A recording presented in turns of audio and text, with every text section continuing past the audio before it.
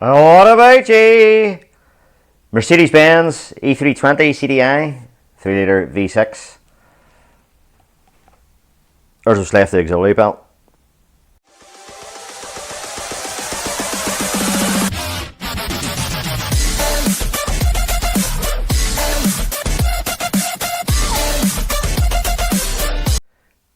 Okay, this car is already fixed, and I have a wee clip I'll show later on of what the problem was. So as you can see, that's the auxiliary belt, but this belt isn't on that long.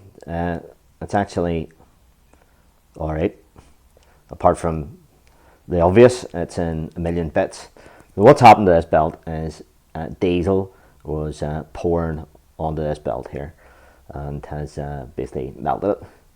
So that's just went to bits.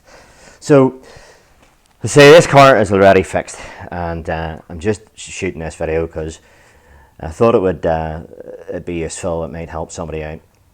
So maybe sort of got away with this. This mightn't work all the time. It just depends on how badly the problem was. So what we'll have here, this is the high pressure fuel pump. This is a Bosch CP3, I believe, and it's ran off the camshaft. So there's a cog in behind here off the camshaft that runs onto that cog there, and that's what spins that around. And there's 3 bits to it, and that's the high pressure coming out. That's the low pressure. So we'll have a low pressure shade coming in here. So there's that part of the pump there and that part of the pump, but that comes apart all as one unit. So if I can get you in around maybe there, let's see. So you see that Torx bolt there? That's what holds it on to the head there, and that Torx bolt there. So the aluminium part and the black bit here are all one unit. Now they do separate when you take it off the car, but when you take it off the car at this stage, you take that Torx bolt out, that one there, and there's another one in below where my finger is. So those three Torx bolts, and you that wiggles out, and it's very, very tight. It's one of the green seals that Mercedes uses that seals this in here, and it's pretty tight. You give it a wiggle, you wiggle, and you get a screwdriver in there to help it, and you can prise it off, and it just comes. At the start, you think it's not going to come out, but it does. So I have a couple of that's your what do you call that? An SCV or an AMV there. That's the fuel temperature sensor probably there, but that's not really relevant. They are still attached when you take it off. So you take that off, you loosen her up here where it goes onto the rail, and you get that out of the way. You get those 2 low pressure pipes off, and you get that off. So this, you can actually see whenever the car was run, you can actually see this sort of moving. So you could, this black bit was sort of rocking about a wee bit, and you could see the diesel was coming out between the million bit and the black bit there, this bit of the main body of the pump. So the diesel was pulling in that wee recess, and then down in there, which you can't see, it was just dripping onto the belt. So it was, so in there, as you can see the belt running across, it was just straight onto the belt down in there. It was just flying out of it, and the amount of diesel that was on the floor was unreal. So that's what has killed that belt prematurely. And you can see now I have this thing all cleaned up. I power hosed the whole front of it. All down in there was all completely covered in diesel. It was a complete mess, and all those bits of belt all tangled up as well. So we have a new belt on. That's it there, 7PK 2035. It's a big, massive, long belt.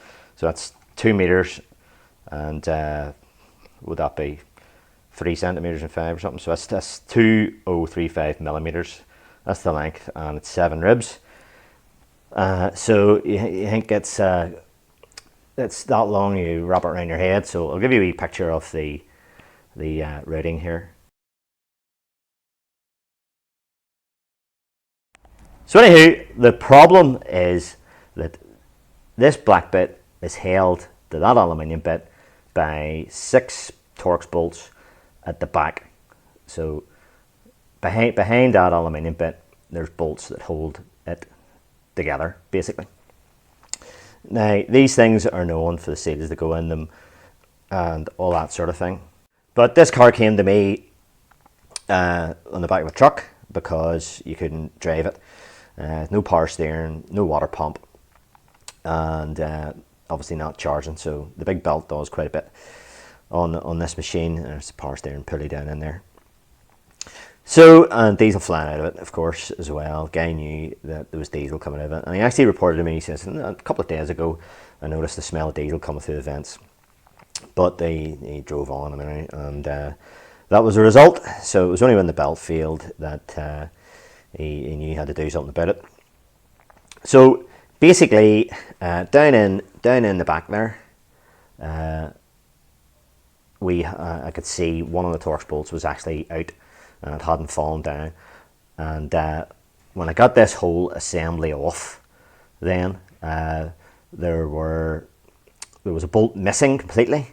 The bolt then that I retrieved that was sort of jammed in there, had it, and I looked down. I had a hook about down in there, in amongst all the muck and fuel and stuff.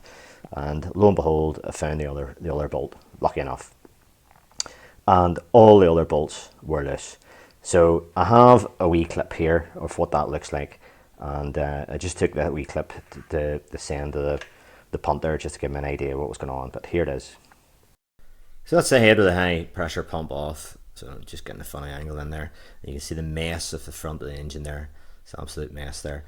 So the high pressure pump is sitting on the floor there with the black bit facing down, and that's the back side of it. That's the gear, how it's driven there. That's the bolt that I found. The other bolt on the floor there is the other one. So that bolt there is loose, and the one I'm pointing my finger at, that bolt there is loose. So that's the way it came off, and they're all actually loose. So bit of thread locker, cleaned the bolts up and tightened them all up, 6 bolts. So in between the aluminium bit and the black bit, that's where it's leaking. It just leaks out that interface there. So here we are, engine running. I had to replace that clip because it was leaking a wee bit out of there, and it's a wee bit shaky here, engine running. And as you can see, no leaks at all in sight. So down in here, let's get it down in there. There's the belt running. So it was leaking from there, dripping right onto the belt at that point there.